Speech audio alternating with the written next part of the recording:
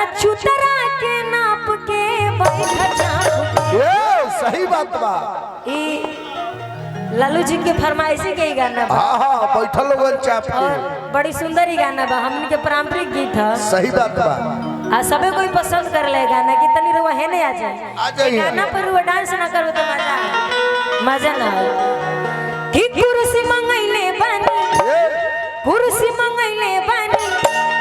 अभी हम चुतरा कहते हैं लेकिन हमने के खाटी भोजपुरी में का कहेला लो कि तहरा गड़िया के नाप के बैठ चाप। एक बार रउआ बोली तहरा कि कुर्सी मंगैले बानी, कुर्सी मंगैले बानी। चुतर के नाप के बैठ चाप ना लगल ह तहरा बाप के बैठ तहरा बाप के हाथ चाप के ना लगल ह तहरा बाप के बैठ चाप के तहरा बाप के बैठ चाप। कुर्सी मंगैले बानी, जय हो हर हर महादेव। चुतर के नाप के बैठ चाप के।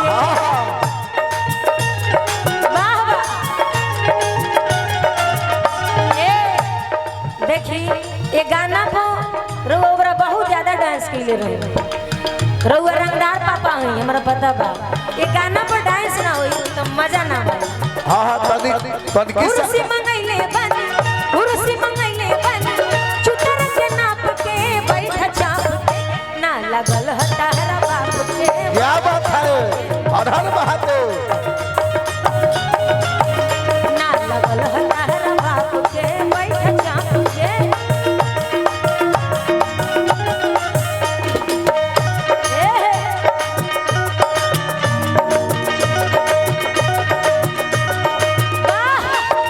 वाह वाह।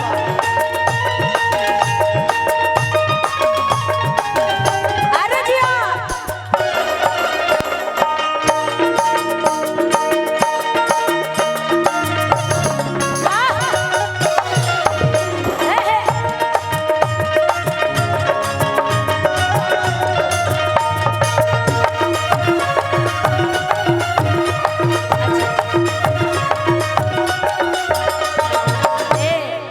और कन्हैया बाबा के तरफ से आशीर्वाद आयल ह, लालू भैया के तरफ से आशीर्वाद आयल ह।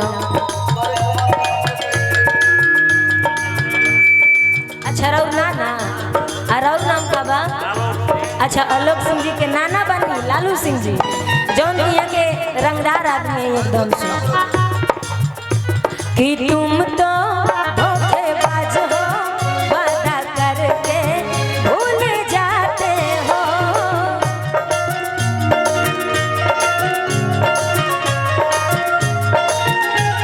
तुम तो धोखेबाज हो, वादा करके भूल जाते हो।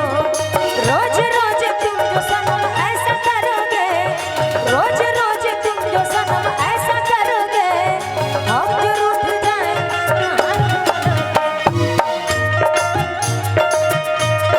वाह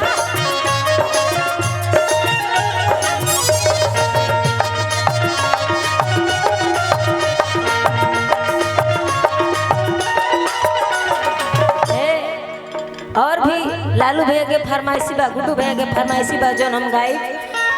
एगो सुनरा वाला गाना यहाँ के बहुत